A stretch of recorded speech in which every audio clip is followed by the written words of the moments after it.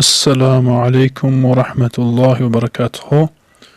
سوال این است که به طریق اینترنت یا اینکه به طریق آنلاین یا که به طریق واتساپ ایمان یاد کردن به امامی که در نزد آنها نیست، یعنی که فضای مجاز یاد میکنن در امامی که اون در نزدشان نیست، این چه حکم دارد؟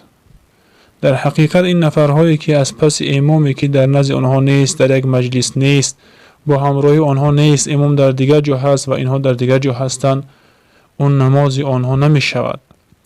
الله پاک در قرآن میگوید که و اقیموا الصلاة و اتوا الزکاة وارکعوا مع الراکعین، شما نماز را ادا کنید و زکات را ادا کنید، نماز وقتی قایم کرده و نماز را ادا و زکات را ادا کنید و رکوع کنید با همراه رکوع کننده ها، رکوع کنید با همراه رکوع کننده ها، که الله پاک با همراهی گفته است. از اینجا مجلس فهمیده می شود.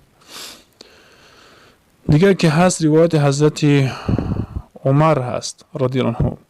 این حدیث ها طرقهاشان زیاد هستند. در بان آثار ذکر میکند که پیامبر گرامی صلی الله علیه و آله میگوید که هر نفری که بین اون و بین امامش یک نهر باشد یا که راه باشد یا که صف از زنها باشد، پس نماز اون نمی شود، نماز نیست اون.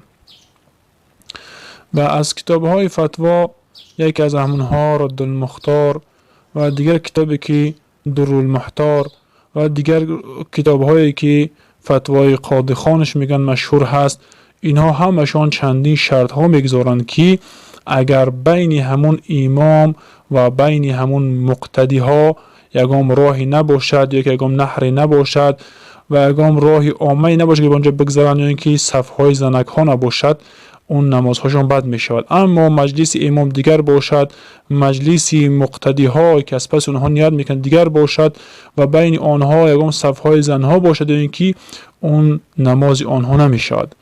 بالاخره گفتنی هستیم که مجلس امام از مجلس مقتدی هاش فرق داشته باشد، جدا باشد، فاصله داشته باشد، اون نماز آنها اصلا نمی شود بر مذهب چارگانه.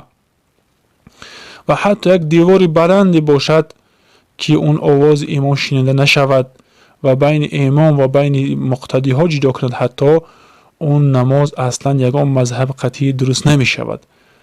اما مذهب خودمان اگر آوازش هم شنیده شود اما اون دیوار بلند است و اون دیوار غفص است، حتی اون حالت هم نماز نمی شود. اما فتوایی که امروز میدهند که از پس همونها درست هست گفته، اون اگر این جوری باشد، اگر درست باشد، اگر نفرهایی هستند که اگر از خانهشان ایستاده به مکه اقتدا میکنن، اونها که نماز مباشر رفته است که می شود که همون چیزهای مباشر در آمده به طریق واتساپ است که به طریق آنلاینش میگن، به طریق دیگر چیزها قطعی در آمده، میتونه که در مکه نمازش بخواند، اگر یا که در مدینه بخواند نمازش را، یا که در قدس بخواند که فضیلت های آنها زیاد هست.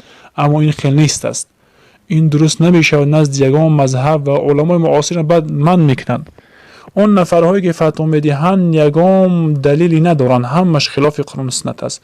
هر برادرهایی که اگر این خیلی نمازش خوانده باشند، نمازشون اعاده کنن، نمازشون از سر گردانده بخونن، اگر هر نفری که از این فتوا بخواهد و بخواهد که ادله هاش نگاه کند چگونه که ما در ته الان گذاشتیم همون را بخواند، انشاءالله به عربیش هم و به فارسیش هم آشکار و بیان هست. خلاصه گپ گفتنی هستیم که هر نفرهایی که از طریق فضای مجازی نماز خواندن و نمازشون ادا کرده باشن، کدام نمازهایی نباشه از سر دوباره ادا کنن، چی جمعه باشد، چی تراویحشان باشد، چی نمازهای 5 وقتشان باشد، درست نیست است.